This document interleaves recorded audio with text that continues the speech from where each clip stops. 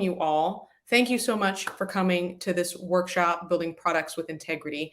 My name is Vanessa Garber. I've been in product in the San Francisco Bay Area for over a decade. And the thing that I'm really known for, and the thing that I like to be known for, is helping people be the best versions of themselves. I consider myself a professional enabler.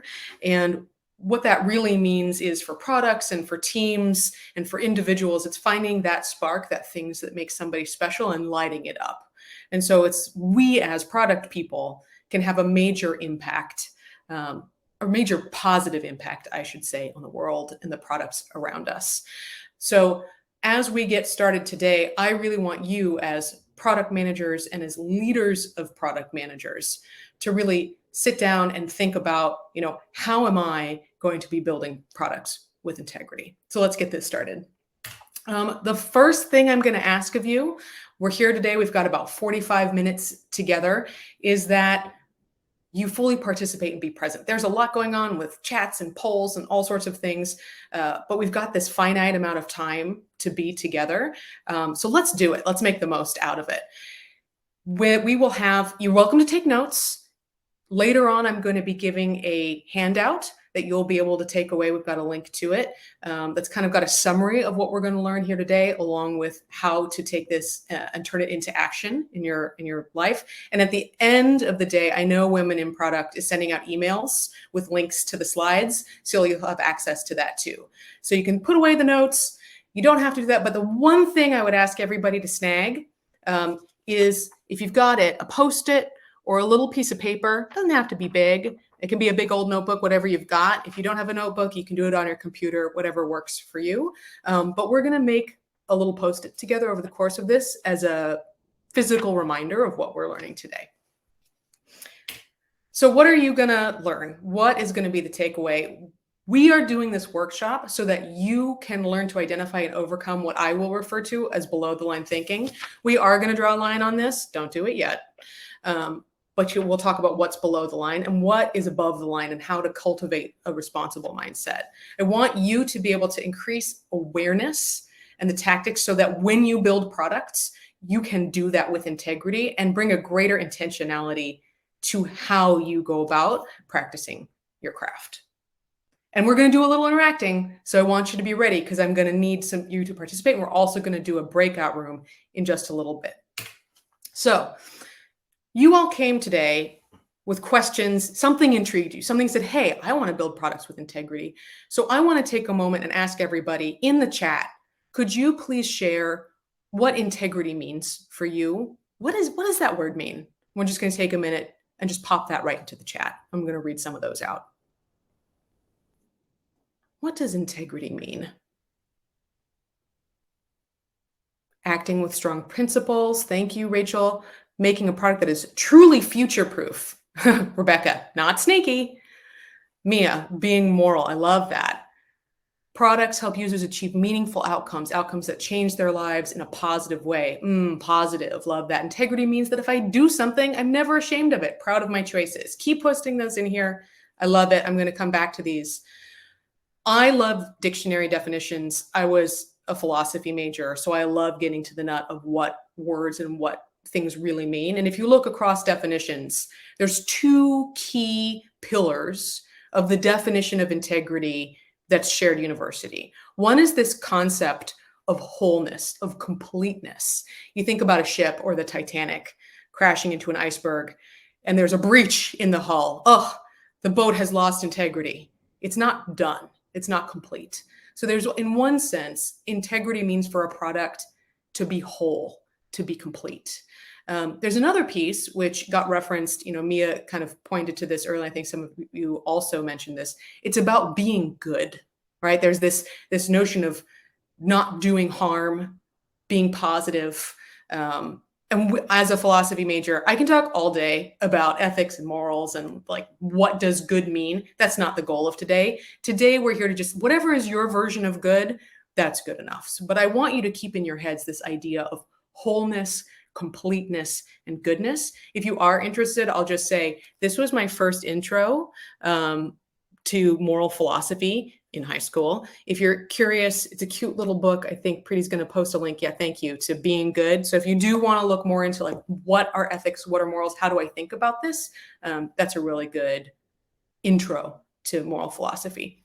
But on to the show, integrity in products. So if wholeness and goodness are really the names of the game, I'd love for you to share in chat, what does the absence of integrity look like in products? How do you know it's missing? You look at a physical or digital product that's out in the world. Share with me in chat. Ooh, dark UX patterns. Yes. What else? What else is missing? We got smoke and mirrors. You feel like you're being taken advantage of. Something that's not great for the users. Show pony. Oh, I love a good show pony. Make it cute. Make it dance. Oh yeah, it doesn't do what you needed it to do. It's not accomplishing that. It marginalizes people. Oh my God, paywalls, right? But we're product people. We want to do something good in the world. We're out there to make a big impact, a big positive impact. And so you might look at a product, I'm going to pick on one, and it's something that I know and love, Google Maps. I use this all the time. And when I've talked to product folks at Google, there has been this quest.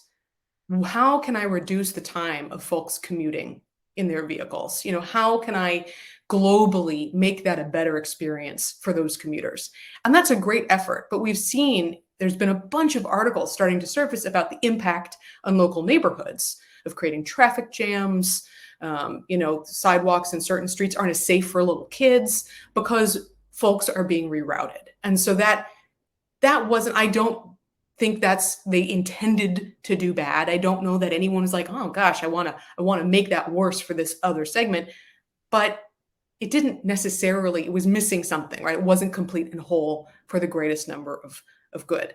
And so what does this come back to? I think what this comes back to, and that we all know a little bit about, and I'm going to ask you this question in a second, is about mistakes, right?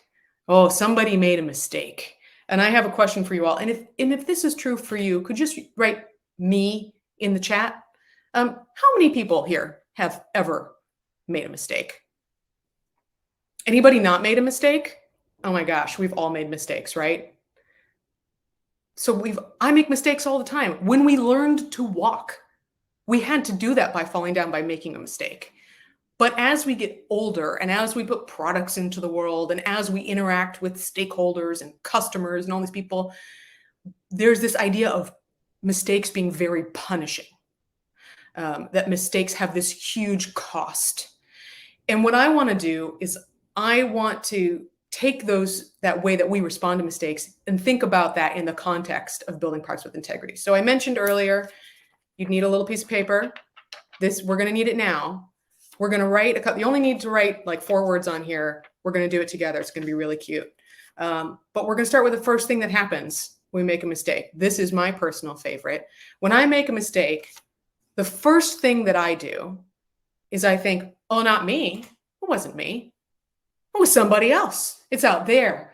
It's blame, right? Oh, my dog ate my homework. Something else happened. So I want you all to take a pen or pencil, whatever you got, and at the bottom of your Post-it, I want you to write blame.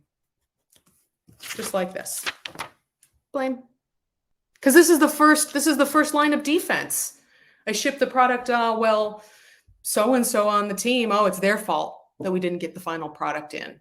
There's something that happened and it's not me. But if we think about learning and we think about trying to operate with integrity, this probably isn't a response that gets us to that level of integrity, that wholeness and goodness, just pointing the finger at somebody else. Okay, so let's take a step back. What's the next thing that we can do? It's situational. Something out there, oh, it was humid, so I was late to work. Oh, have you ever gone to back when we went in person and brought our resumes, right? Your printer broke and you don't have it. Oh, it's a situational thing that prevented me or excuses me from having made this mistake. I know this is a fan favorite of some of my community. I'm going to also write this down on my Post-it, right above blame, because we're moving inwards, right? So it's not me, it's situational. The next layer in, shame. Oh, God, beating myself up. Oh, I did that presentation stunk. After this session, oh, what did I do wrong? And nitpicking and implying gaps in proficiency and that there's something wrong with me. You can shame somebody else, right? You can imply a gap in proficiency of somebody else or something else or of the product. But that ends up pointing away from you. So there's this range of what is essentially, if you draw a line above shame, justification, and blame, what I refer to as below the line behaviors. These aren't great. These are not high integrity moves. And the reason I'm bringing this up is, when we talk, things like this come up in conversations of psychological safety and how we interact with each other. But really, we're making these products, these digital and physical goods and services that we are putting into the world. And these behaviors, these ways of speaking emanate from us into our teams, throughout the company, into the product. I know that I have sat in, conversations before with peers and partners and heard some of these ways of thinking and speaking shared, and I feel them deeply, and it certainly impacts my way of working. And I know that it causes me to fear making mistakes because we're going to over-rotate and focus on that instead of kind of those opportunities that are good and whole. So before I move forward, I just want to make sure, does anybody have any questions? I haven't seen any in the chat so far, but I just want to make sure this is really clear of these things, this shame, blame, and justification that really kind of get in the way. Ooh, I see a question. It's coming. Go ahead and let's Yep. bring Alexandra on stage. Hi, Alex. Let's see if I can bring you on stage. Right. Hello. There we go. We did it. Hi. Hi. I just figured it'd be easier to ask it. Sure. Than figure out how to write it. So my question is related to, I think, justification, or once you identify the fact that you don't want to, if something happens, let's say you're late to a meeting and you don't want to give someone, you don't want to say something as an excuse, like you're not excusing yourself, but also there's a possibility that it isn't a bad thing to be transparent either. How do you navigate that, where it's like miscommunication can come from you not explaining a whole situation, but also you might feel like, oh, I'm justifying, I shouldn't do it, so therefore I shouldn't tell them anything because it would Sure. be it's a tricky balance, and we're going to actually practice that in a little bit. But I will just say, and Preeti and I were talking about this before the workshop, when you speak and when you share, about being late, and you come into the room and you don't just sneak into your seat, I mean, physically or virtually, whatever the case may be. The question is, why are you sharing it? Are you sharing it? Sometimes when I talk, and I admit, I do love the sound of my own voice, and I do love to talk, but am I doing it for me and to create comfort for me? Or is it beneficial and useful to the people I'm engaging with? And I think there is this question of, is it a self-soothing explanation and justification, or is it of service? Do you have information that would benefit the other people in the room? Gotcha. Yeah, that's kind of the litmus test, and we'll practice this a little bit more in a bit. But that's fabulous. Stay tuned. There will be more. Cool. So with that, Alexandra perfectly set us up to go to a breakout room situation. So I'm going to give you all 15 minutes. I know there's all this time we want to be networking and talking, but we're going to put you into rooms of 3 folks.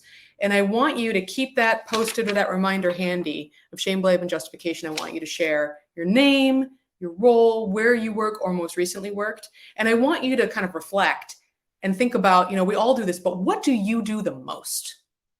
My favorite, as I said earlier, oh, it wasn't me, it's somebody else. My partner, I can admit, is the king of justification. It's always situational. But for you, it might be shame. I don't know. And then I want you to write 3 statements. You can do it on paper or however you want, as a group. 1 of blame, 1 of justification, 1 of shame. And I want you to aim it at a product or a customer, there's only 2 rules for this. 1, this should be fun. Don't get too heavy. This is meant to be exploratory and keep it fictional, right? We don't want to actually point fingers at anyone. We don't want to make anybody feel bad. And if you've got a job and you've got a team and there's other people who will be watching this later, we want to keep it light. So Preeti is going to send you away for 15 minutes in just a moment with a couple of folks. And then we'll call you back and we'll talk about how it went. Breakout rooms.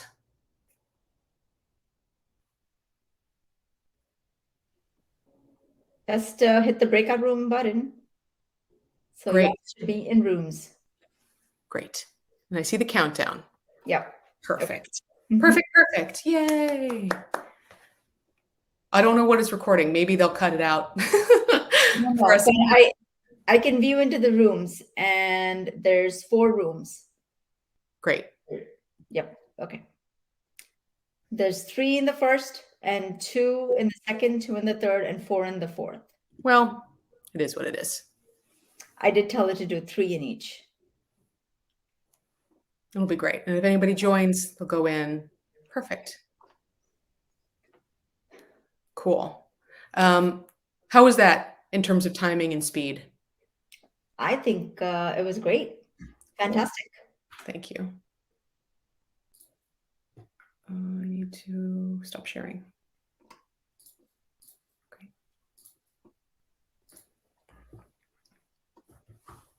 Alexandra did a great job of queuing that up. Mm-hmm.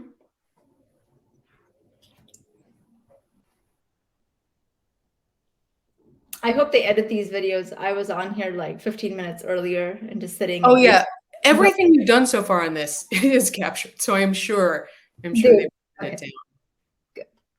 And then it dawned on me, I could just turn off my camera and not have people watch me eat.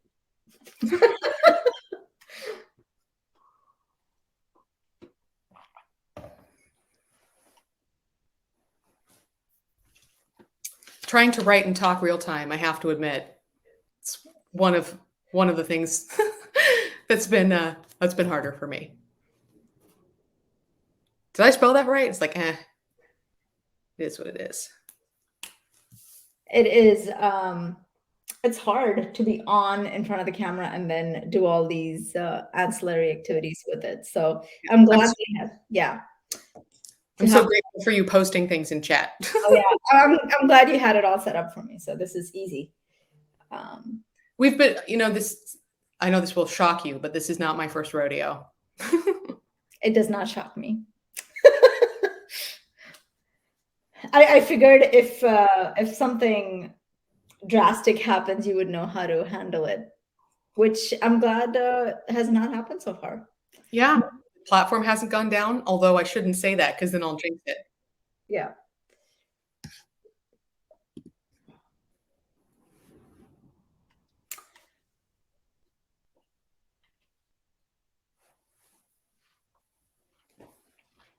The timing has been perfect. Yes, exactly. So, so looks like we have 10 more minutes, and then in 5 minutes, I can send them like a message reminding them there's 5 minutes left. Yeah, that would be great.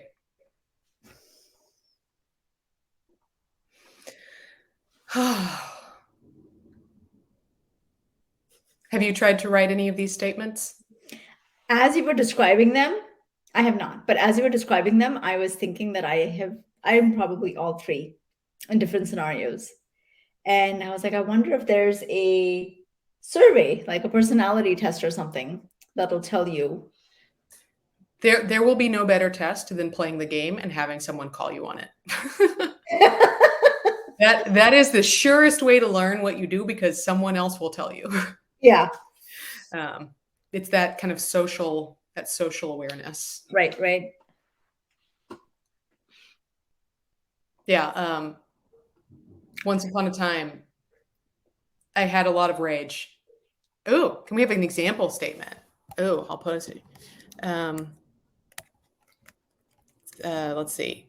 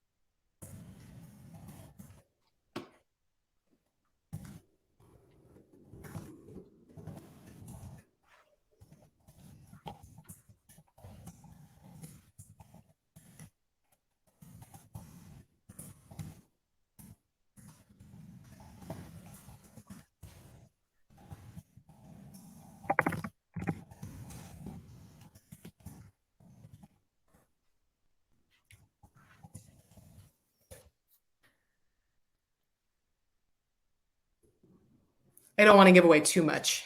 Yeah. Of course, my cat is scratching at the door. I would like to come scream. I'd like to come scream on camera.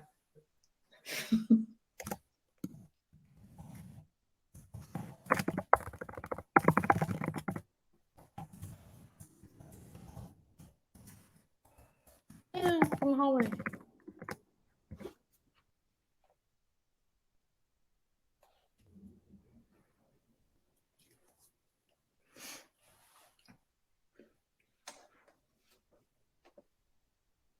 I hope that's good enough.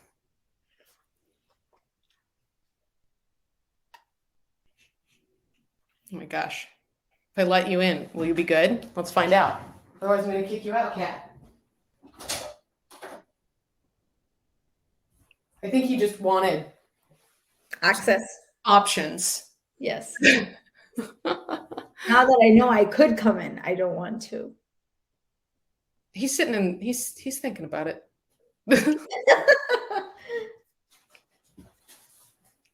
I hope they leave this in. This will be perfect. Well, what did you do for 15 minutes while we were in breakout rooms? It was like, well, I lost my mind a little bit, is what happened.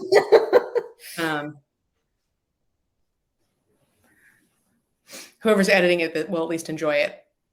Right. When I was practicing by myself for a while, I would just talk to the camera like someone was watching. I hope you enjoy this.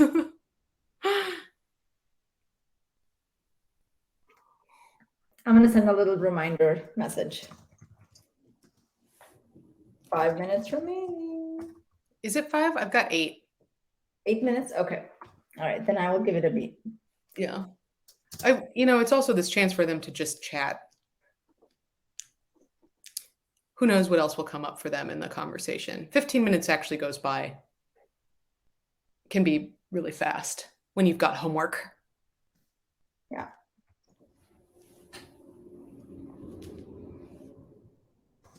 Oh no, now I have both cats. Oh no. Be quiet. Be calm. What are you? Do they get along? Yeah, they're a bonded pair. They're brothers. Oh, that's wonderful. Mm-hmm. They don't look the same. I think different daddy-os. Okay. But do they fight? Do you have to break them up? No. I mean, they play fight. Okay. But it's all For fun. Yeah, it's all fun. Nobody gets hurt. Yeah. Oh, do we have a You cat? have 5. There we go. There we go. Can you just stay there? Then no one will watch me. They'll just watch you. Is it 5? Do you have 5 now? I show 6:45. What do you show? I don't even see. Oh, I see it. At the top? Yeah, I see it now. Okay, now I won't ask you how many more minutes we have. I was like, I don't know. What is the secret number you're looking at? But now I see it. I have an in with the time gods.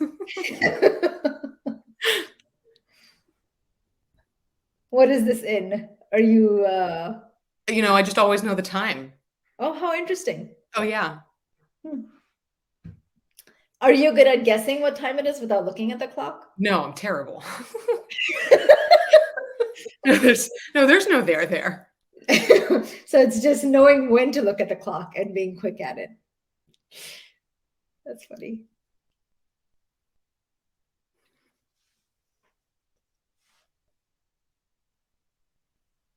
What's out there, Derek? Oh, okay. We're making biscuits now? That's a quiet activity. That's okay. You're safe. We'll do it quick. Happy biscuit making. Oh, she let me in the room. What about your cats' names? Derek and Toby. Toby. Nice. Yeah, now we're coming up on 5 minutes. Yeah. Have you had them a long time? I got them they were kittens.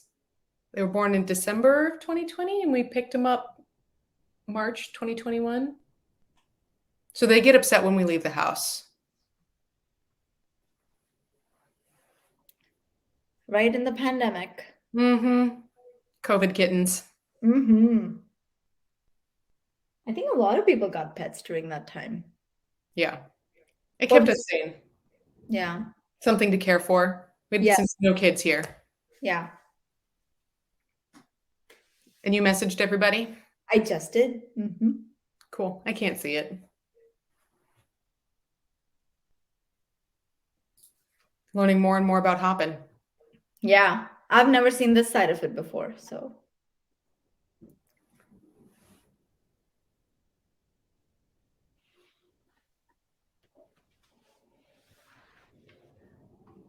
Yeah, it took me a long time to figure out that blame was my favorite. Yeah. This is 'Cause an interesting exercise. I might try it with my family. Play the game, you've got the handout. Yeah. Mm-hmm.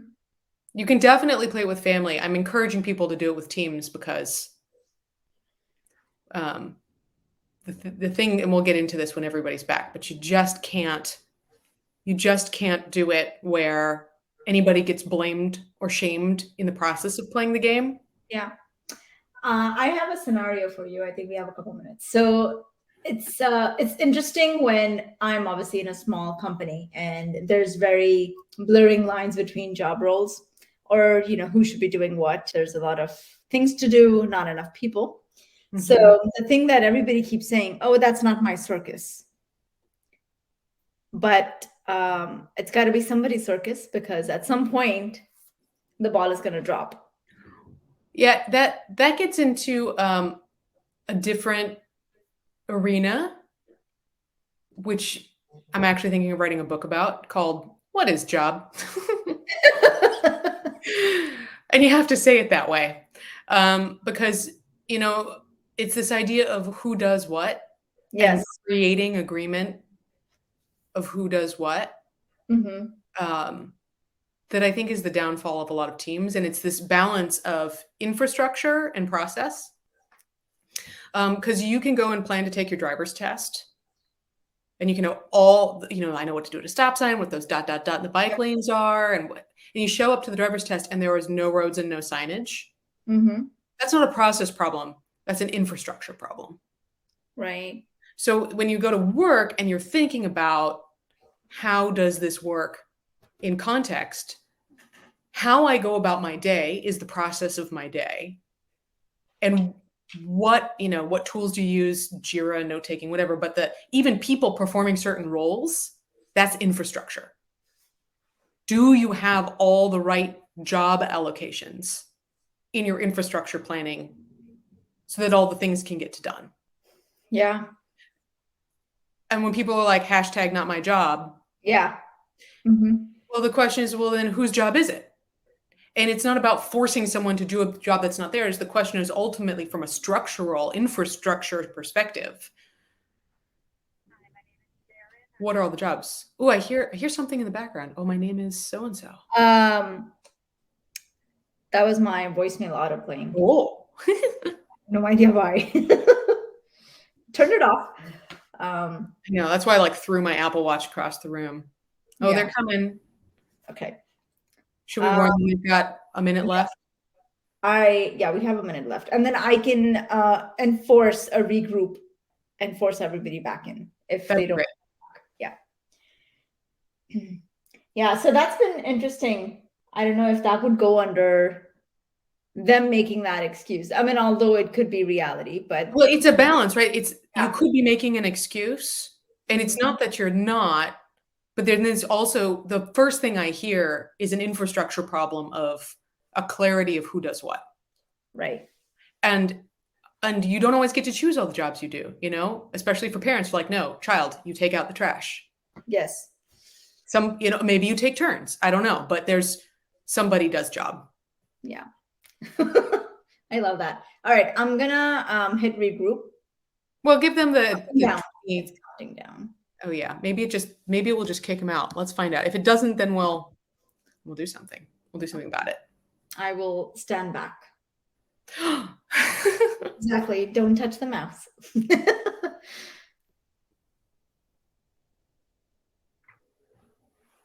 Here they go. Look at that. Hello, hello. Excellent. Welcome back. You did it. I've got some questions for you.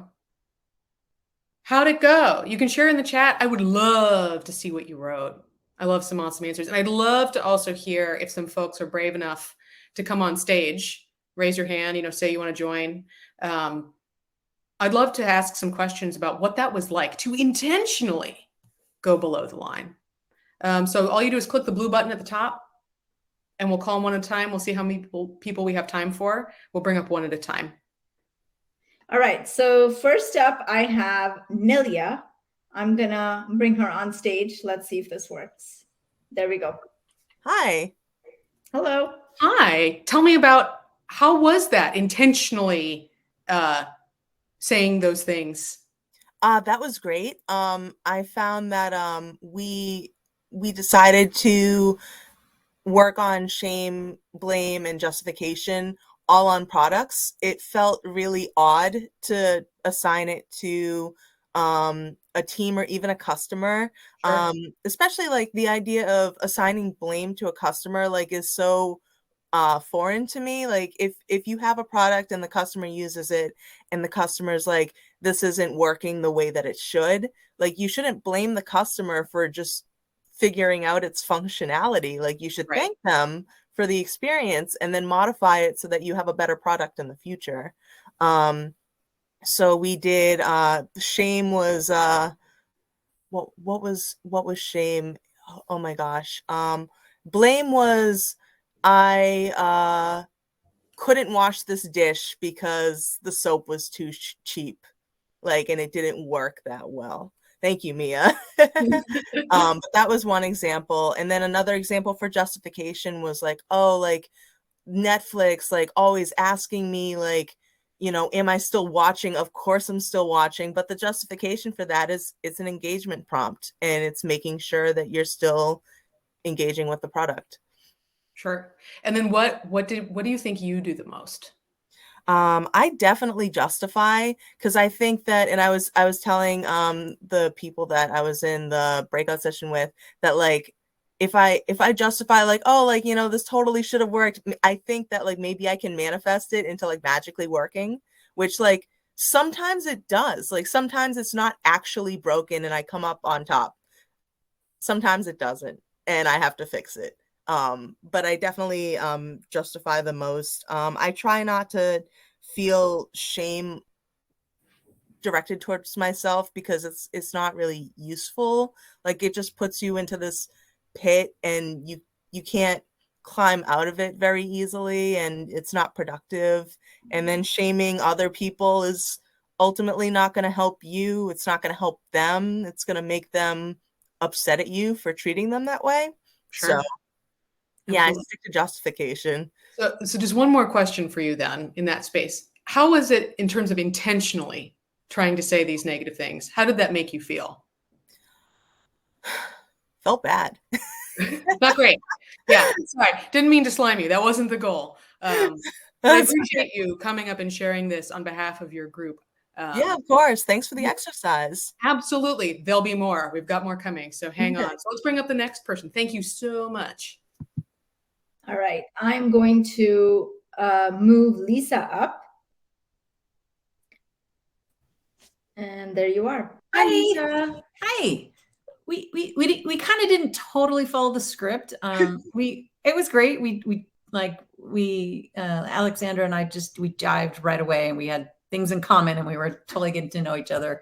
And we talked about things that we do in those areas. So it was, again, they're, let's say normalized and obscured. So these aren't real things, but we talked about the blame. First of all, we talked about blame and justification are so related. We were like, is it blame? Is it just, those kind of seem to be very sister things. And so we also kind of took a product approach of it, the easy thing in your back pocket to justify and or use as blame is tech debt, shitty code, complexity, and we were blaming the people before us. So the people who neglected the product or the people who didn't do they did a horrible job. And it was I was handed this thing and poor me, it's their fault. So that was this dance between blame and justification that just kind of kept going. And then the shaming was kind of maybe on a separate occasion of getting a question that something that you've taken a bunch of time to like get really clear and give out a whole bunch of information, and then someone asks you a question that's clearly in the information you give out, and it's like you have to kind of point out that make it known that they missed something instead of just answering the question and just being okay with repetition. And we thought that the shame was almost like deflecting. It's almost like when you're shaming somebody, you're kind of deflecting because you think maybe you are looking poorly, so you just kind of hand off to somebody else, and that yet neither of those things feel good. And it feels good. How about, I know I'm looking at the time and I don't know if we'll have time for anyone after Lisa right now. Well, I'll stay longer at the end just in order to answer questions. But Lisa, how was it intentionally trying to go negative for you? So bad that like it's like this trigger point of what you're handing out is almost coming back to you like twofold. It's like it's like ricocheting back to you, and it like feels like the right thing to do in like the fight or flight situation. It feels like the right thing to do, and then when it comes back to you, you feel like doubly as crappy. Yeah. So my goal was not to slime you. So I really appreciate you participating and trying it out, Lisa. And I'm so glad you guys had a good time talking. But we're going to keep going because there's an answer. There's a solution to not doing this. So thank you so much, Lisa. Sure. I'm going to share my screen again. Let's go ahead, and I'm going to rip through the rest of the content because I know that there's other wonderful sessions to get to, but I'm happy to stay on after and chat. Slideshow. So oh my God, always more cowbell, please. So if the answer isn't shame, blame, or justification, if that leaks into your teams or products, it doesn't feel good, this isn't a great thing. The answer, and the thing I'd like you to write above the line on your Post-it, is responsibility. To be responsible. And I think there's some confusion, and I'm happy to dissect and pull apart these different terms, but the key differentiator for being responsible is about acceptance statements, focused on the future, fixing or changing language. So we didn't get the contract. Let's regroup so we can improve next time. You'll notice there's no reference to the mistake. So this comes back to some of what the questions were earlier about, how do I explain being late in a room? It's like, do you need to? Sometimes you do, sometimes you don't. So I have a question for you to put in the chat, and I think we started to get to this in some of the conversation. We'll just do this quickly. But what do you think are the costs when you're not in that responsible state, when you're shaming, blaming, or justifying? What are the costs of being below the line? And these don't have to be costs. They can be social costs, but also in your product, in the business. I see loss of trust, lack of confidence. What are some other costs that you see of being below the line? Loss of team morale, for sure. Time suck. Oh, yeah. Physical stress on the body. Guilt. Oh, my gosh. Guilt, for sure. There's a really simple way, as you're thinking about what that means for you, there's a really simple delineation between what that below the line is and above the line, which is past mistakes. When we over-rotate and spend time shaming, blaming, and justifying the costs, it's expensive. It's destructive. It's a time suck. You are stuck in the past. I have been in those meetings where we come back again and again with all of those people, countless hours spent trying to just focus on what has been. Responsible and that high integrity place of operating has a future focus. It enables innovation and learning opportunity. You take the data, you take what you've learned from making those mistakes and falling down, and you apply it to the future without spending too much time there, right? It's moving forward. Yeah, that loss of customer credibility, right? All of that can happen, but it's not because you made the mistake. It's because you stay stuck in the mistake and you don't move forward. And Samantha, I'll love to come to that question in a little bit. I'm just conscious of time. So I want you to take a moment, and we're not going to break into breakout rooms, but I want to take any of the statements that you created as a group and try to take just 60 seconds to rewrite it from the above the line perspective. And if we don't have time to do this right now, I want you to start thinking about what does it mean without any of the reference to shaming, blaming, or justifying. what this is. And I'm going to keep talking while you write this because I'm a little behind on time.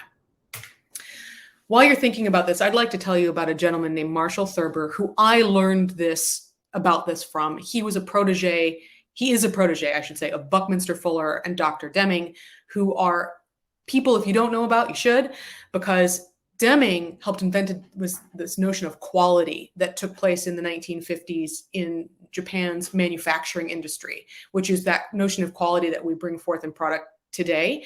Buckminster Fuller is the creator of the geodesic dome. If you've been to Disney World, you've seen it in a renowned futurist. And what both of them taught is that shame, blame, and justification, either if you read Deming's System of Profound Knowledge, or if you check out Buckminster Fuller's article called The Mistake Mystique, which we'll post a link to in the chat in case you want to check it out, is all about making mistakes is a fundamental principle of operating and learning as a human being, and that those below the line behaviors are a total waste. They're a waste on your energy, they're a waste on your business, they're a waste on the bottom line. They do not create innovation and are antithetical to quality. And so Marshall Thurber took those things and turned them into a game that you can actually play with your teams now and today, and what I want you to take forward from this session.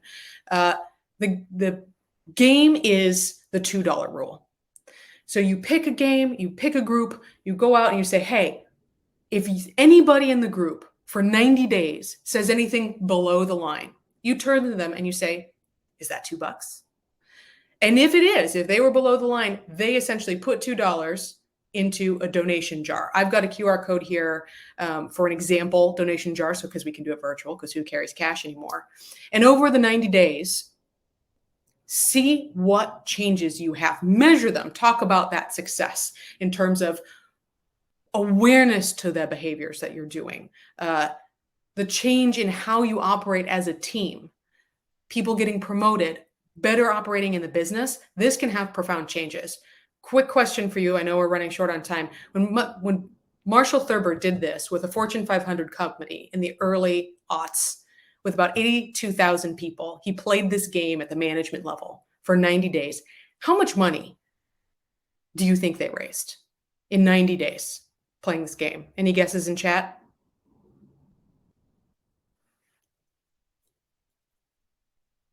Got $500, $20,000. They in 90 days they raised $250,000 playing this $2 game.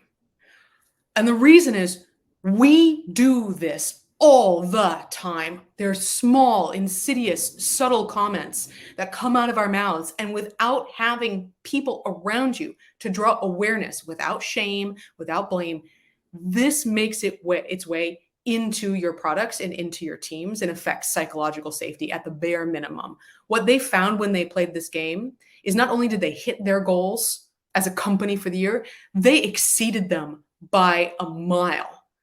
Everyone got raises, everyone got promotions, retention was up, well-being was up. Being mindful and being aware and keeping those below the line behaviors out of your work makes a financial difference as well as a social and emotional impact. So oh my gosh, I always say takeaways. I made the joke once. Now I can't say takeaways correctly anymore. But what I want you to take away from this today is that blame, shame, and justification are a waste. In that handout, you have the little definitions of the differences between them. Some of them are subtle and insidious, but it's really that out there blame, justification of a situation, and shame is generally of yourself. They make their way, those behaviors and attitudes make their way into our products and impact our ability to have whole and good products in the world. So if you practice and you bring to your teams operating from a place of responsibility, you will inevitably be making higher integrity, good products to put into the world. So I want to thank you so much for coming to this workshop and for participating fully and interested in playing this game. I encourage you to share this with other folks, and I'm happy to stay on to answer those questions that we didn't get a chance to earlier. And if you need to run away to your next session, please connect with me on LinkedIn. I'd be happy to chat about this more. We have Rachel. Hi, we have Rachel. Rachel, are you good to come on? I'm gonna bring her on stage and let's see. Not anymore. Okay. Oh, there you go. Rachel, was this from earlier? Yes. Yeah. Hi, Vanessa. Hi. My group did things a little bit differently. We pretended we were a clown, and the children did not laugh as much as they should during our performance. Justified and shit. You said make it fun. That's where we went. Good. I'm glad. Yeah. Don't make it too heavy because this can be really a challenge to think about. Did you have any questions or other thoughts, Rachel, or should we see if other folks? Okay. Well, thank you for sharing. Appreciate it. Preeti, did we miss anybody? I feel like there was a question earlier. We didn't have. Nope. I don't see any questions. If anyone has a question. Oh yeah, Alex asked whose group was that when you were talking about how much they won? Oh, you know, I'd have to go and look it up. I admit, I think they did this back in 2002, so it's been a hot minute. But Marshall Thurber has worked with a bunch of different organizations, and I'm not sure which one he played the game from back in the day. And then we have Rebecca. Was responsible the line above? Yes. Responsible is above the line. And if you look at the handout that Preeti linked, you'll see that it's actually above line, and it's got all the same content as what's on the slide. So you can really kind of zhuzh and figure out which one makes sense to you, and so that you can really dissect them and keep them separate. Oh, is it healthy to acknowledge a mistake? Is there a way to communicate results associated with it that are not shameful? You know, this is a balance, right? It's a real balance to say, how do you reflect on the past? How do you take those lessons and use them forward? And so I think it's about that framing, right? There's no fault. It's that lack of fault. It's this is what happened. And so this is what we're going to do next. It's about using it to move forward rather than staying stuck. It's not that you can't ever reference what happened in the past, but you don't stay at that point of the conversation. Does that make sense?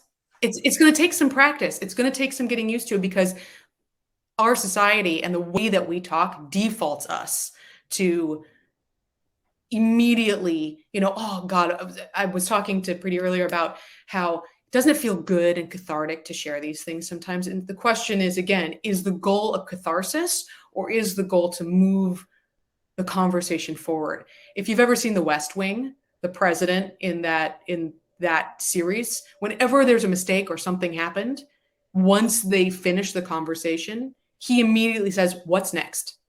And this is part of why, you know, it's like, what's next in product?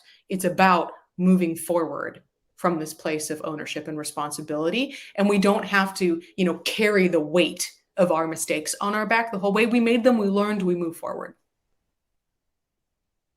And I think if you find that you've got a boss or a coworker or somebody where this keeps recurring, you can set time limits, say, hey, we're going to have, excuse my language, a bitch session, and we get 2 minutes, and we're going to set a timer. And when we're done, we move forward. I have definitely walked into the room before and put $20 in the jar and just let it rip for a minute because I needed to do that. I've played this game a bunch of times. I have this little example for you. I had a boss a couple jobs back who said, Vanessa, you're going really negative. And I knew I needed someone to help me be aware. And so my goal, and this is yes, there's a little chinchilla on this, was to try to slow my roll and stop talking this way before hitting $170, because that was the going rate for chinchillas. And my boss was going to make me buy an office chinchilla and then feed it forever. And so I needed to actively every day try and stop myself sooner before I had to buy a chinchilla. And so I actually have kept this for years and years and years with a couple bucks in it to remind me that this needs to, that it doesn't serve me. It doesn't serve people around me, and it really impacts the products and the way that I'm seen as a professional. So I've got copies of this Post-it like all over my house. I used to have a giant one in my closet. So every morning I'd be like, okay, not that, above the line, keep it above the line. Yeah, you know what? I kind of wanted an office chinchilla, but I really didn't want to feed it and care for it. So that was definitely a thing. I can keep telling stories, but I'm curious, are there any other questions? Is there anything that was like you're trying to figure out how to apply it in practice? yeah, it's a whole different kind of, yeah, keep the thing alive. The other thing about responsibility is sometimes we take ownership and we say, yeah, that was my mistake. But then we feel this great shame, or we continue to get blamed for the mistake, or you continue to have to justify it. So the question is, can you move forward with responsibility and ownership and not carry and keep feeling those things over time? I agree, being hyper open and moving forward. Yeah. And it's not about not acknowledging what happened. It's not about putting on blinders. It's about acknowledging without cost. This is what happened. Stick to the facts. Stick to those simple facts that are going to allow you to have data to move forward. And now I see I'm using my hands a lot. I got to hold it in. I'm really excited. I love this stuff. I love the animation. Thank you. Thank you. That and the trees. Those are real trees. This is not a background. I think it adds more life to the texture. Yeah, I'm alive. I swear I'm real. Thank you. The trees are lovely. They're my neighbors. I get a lot of credit for my neighbors' trees. Other questions? I'm happy to sit here and chat. I can talk about this forever. But I really do intend for you to take this forward and to make it practical. Play this game. You can play by yourself. It is better if you have at least one accountability partner. If you can get it, and also that measurements, if you want to measure sentiment, if you've ever played with spider diagrams, that's a really cool thing to do on a weekly basis. You pick things that you value and you measure for that over time. I'd encourage you to check those out. There's all sorts of ways you can measure success, people getting promoted, people hitting their metrics. I just want you to see that it's not all fluffy. It does have real business value, and you can have a huge impact on putting really good products into the world. Meryl has a question. I think you see it. She's asking, how much coaxing does it take to encourage the game to be played on Teams? How have you introduced it? Meryl, do you want to come on stage? Would you like to? There you go. Ooh, come on down. Oh, there you go. Hello. Hi. So what comes up for you? Are you thinking about resistance in terms of getting people to play this? Yeah. And then also just, yes. Yeah. So, it is easiest when being a boss, sometimes I can get my teams to play it. But before I was boss, I would invite people to play with me because it's coming from a place of, I want to do better. I want to be better. And this is something that I'm really interested in. So I've done it sometimes with a subset of other product managers at work who are also interested. If I've got a Scrum team, if you're doing Agile and you've got an integrated team, say, hey, I have learned this technique. I'm really curious, especially about fostering psychological safety or this opportunity for us to really hit our metrics. I've heard that this works really well to foster a positive team environment. I've invited them out of my own interest. It doesn't always work, but if you start with a group of people where then you can prove it works, or you go to management, you can go to your HR and people teams and tell them about this, and they can help enroll and invite people to play. But find somebody who's an easy yes to start with. Do it for yourself and show, just like any good product, show the proof is in the pudding. The proof is in the doing. So if you've got a group of people that have aligned goals, I find that works really well as an invitation. I guess one of the concerns outside of resistance, kind of the being vulnerable side of it, is really I have a high performing team. I think they're doing amazing. I don't want them to feel like something's going wrong. And so we're coming in and addressing this. They're very open to trying new things, but, and I think they're generally above the line kind of people. So I guess what are some of those bite-sized contexts that you've tried it out in retro or, in, I don't know, different environments where there might be some practical examples that feel less threatening? It's already a safe zone. Yeah. I think retro is a great place to do it. I think the key piece is that everyone understands how to play. The way I see people goof is when you say, oh, that's shame. Oh, that's blame. Because now you're getting into pointing fingers, which is not the intent. The intent is to increase awareness. I think, one of it is you don't want it to just be in that one context, that one meeting. You could introduce it in a meeting and play the game together. But if you wanted to do a small snapshot, you could do it for like a week and say, hey, let's try this out for a week. Let's experiment with this. This might be something we could try for a quarter and see how it impacts our metrics and impacts our numbers. I've also shared, there's a link to this article that there's a video of Marshall Thurber. It's old, but where he talks about practicing it, and he taught it in these high level kind of real estate salespeople environments to teach them that there's more money in operating in integrity. So I think those kind of shorter sessions, or like a week, and let's try it out and see how it works for the team and how it makes us feel, time boxing it in that way could be really helpful as a try it on approach. And is it always money? Because I feel like that also introduces an interesting dynamic. I mean, this is kind of the default of how Marshall taught it. I think part of it is being invested, and that money goes to a charity or a donation. Like, not everyone wants to do that, but the goal is to have skin in the game. Yeah. Got it. What does it cost you to behave this way? Mm-hmm. What if there's a better way or something that you think is analogous that can drive behavioral change and allow people to feel comfortable doing this?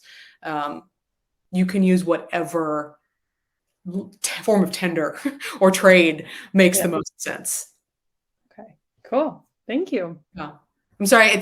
I know it can be hard and it's different team environments, but it's more of an invitation as a way to try something on as compared to a punishment. And I definitely want to say, it's like, there's nothing wrong here. It's like, I learned this at a conference. Why don't we try it out?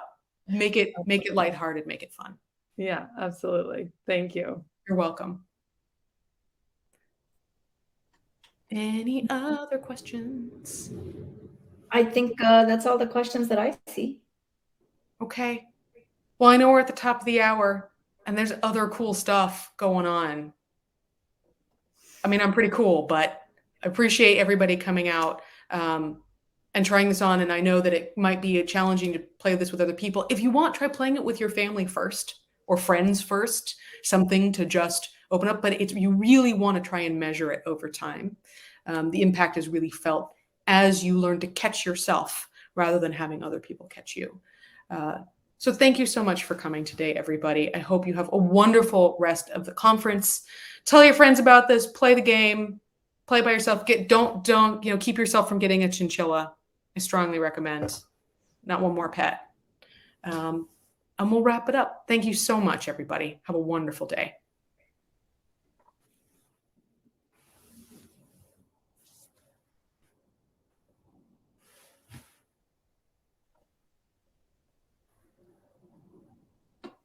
Well, Preeti, is there anything else that you need before we head out? Nope. I was gonna take a bow and leave, and I didn't want to leave you there hanging. So. Oh, I appreciate it. Well, I'm gonna head out. I'm sure they'll cut this part out. But thank you so much for your help. I really appreciate it. Anytime.